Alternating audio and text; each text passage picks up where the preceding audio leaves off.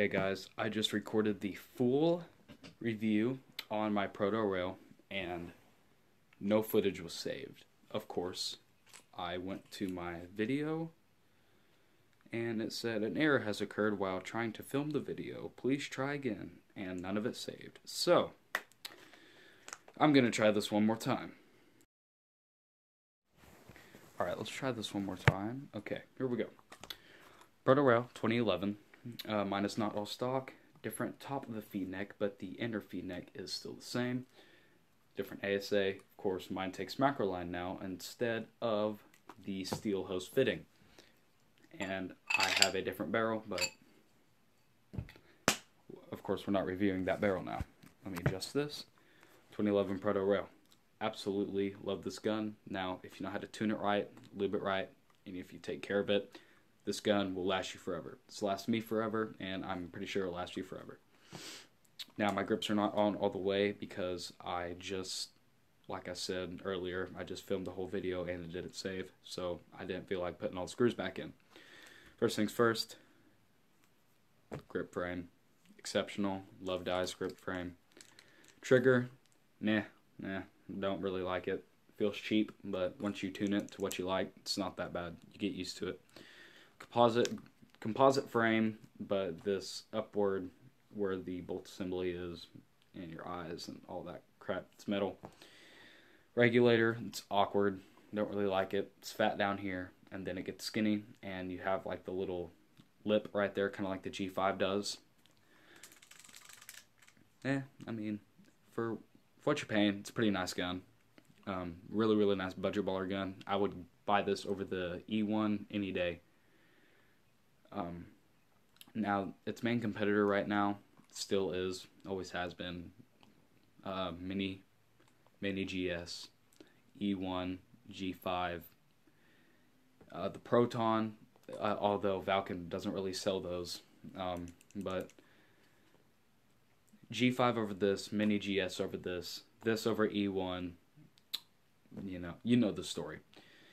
I'm not going to be comparing this to any $1,500 guns because this is a $250 gun, although in my opinion it shoots as quiet as a Lux once you know how to tune it right.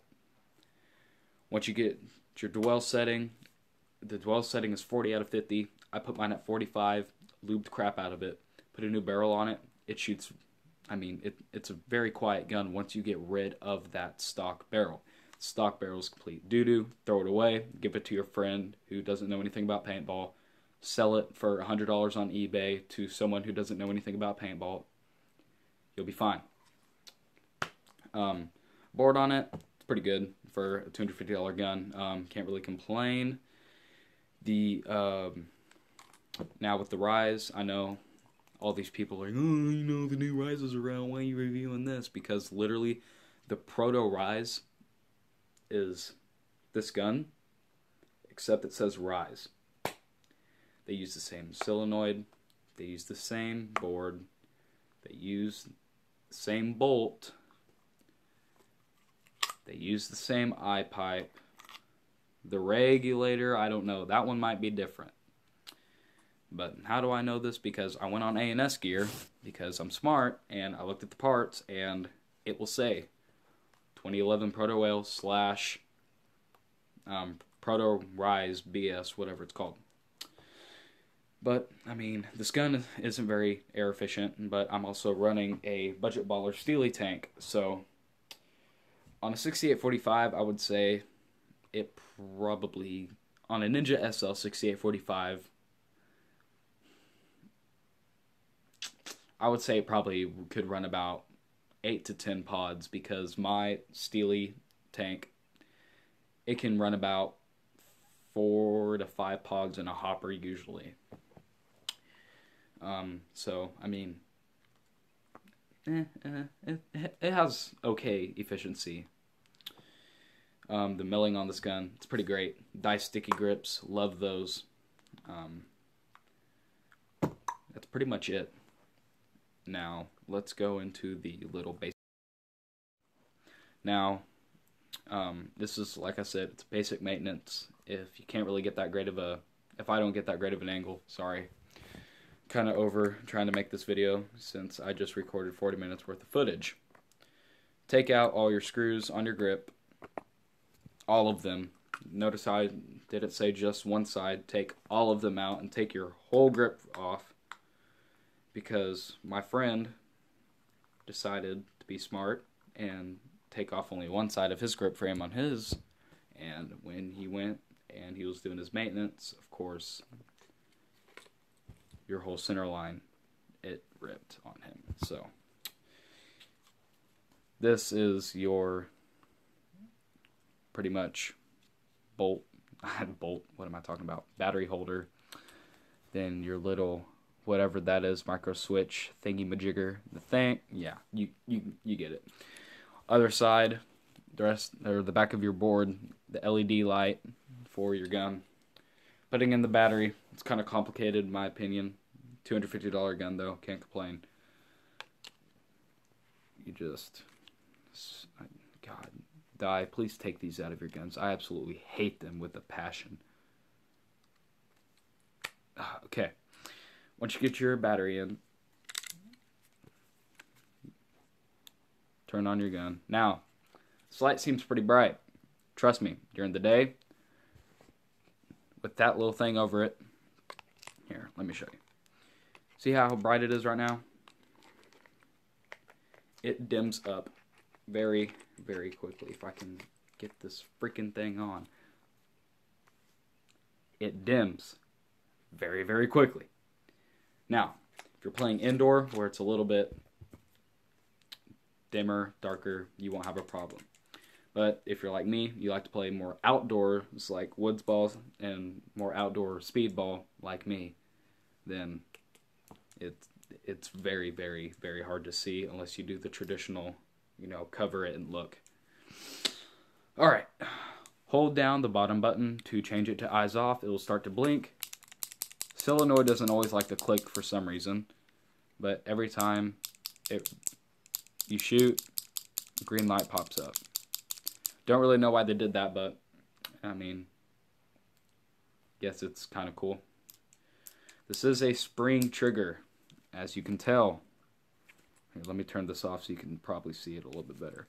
There is a spring right there. It's a spring trigger, not a magnetic, which for a $250 gun, you shouldn't really expect a magnetic trigger.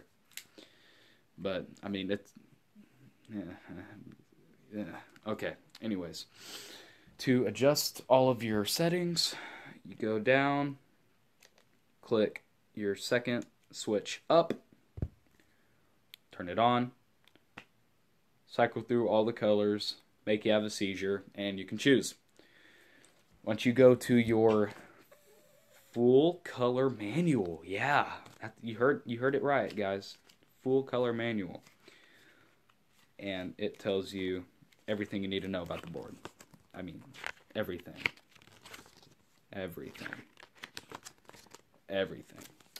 Alright. Green, trigger sensitivity.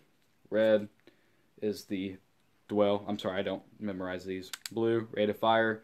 It goes anywhere from 9.80 to 14.28. So, I mean, meh. And then the firing modes, which has semi, millennium, PSP, full auto, with the first shot safety, which is, I think, really, really cool. Alright, so let's go back to the seizure settings, and we're going to adjust the rate of fire. Now, how you adjust all of your modes. Hold down your trigger. It'll blink to what number you have it on currently. Okay, then you just go from there. 1, 2, 3, 4, 5, 6, 7, 8. Let's put it at 12.9. Or 12.19.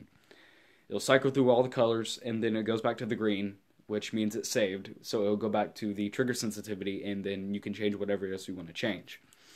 Let's see what my trigger and then change the trigger sensitivity, all that crap, it's the exact same. So I have it on 5 out of 20. We'll just put it back at 5 because that's what I like. See? It cycles through all the colors, and then it goes back to the original that it's on.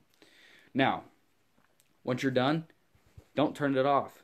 Just switch your second switch back down, cycle through all the colors, go to the red, eyes are on, and your gun's ready to go.